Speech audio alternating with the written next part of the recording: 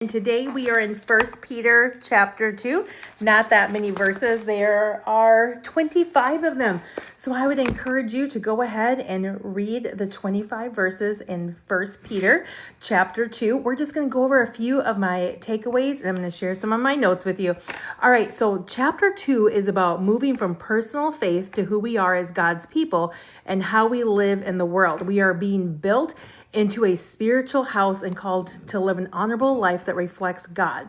We're also going to talk about how spiritual growth requires to remove what poisons from our heart. Okay, so what could possibly poison your heart? Well, verse 1 says, putting away all wickedness and guile and hypocrisies and envies and all evil speakings.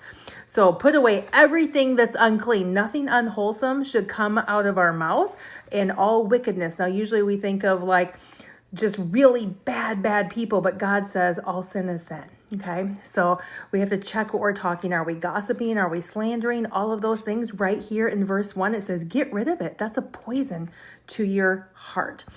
And First Peter also reminds us who we are in Christ. It's building our spiritual identity in here. It says right here, we are to be a holy priesthood, to offer up spiritual sacrifices acceptable to God through Jesus Christ. That is in verse 5. That is who we are. Who are we? A spiritual house, to be a holy priesthood. That is amazing.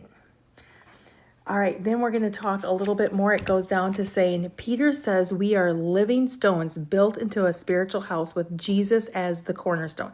The cornerstone is the most important stone of the entire building. It's what supports everything. When I'm going through the commentary, I loved all the different verses it was giving us from the Old Testament, from Isaiah and from Psalms, talking about how the cornerstone is the keystone, how it's been rejected. We look at the people in the world who reject the message of Christ. That's what that's talking about.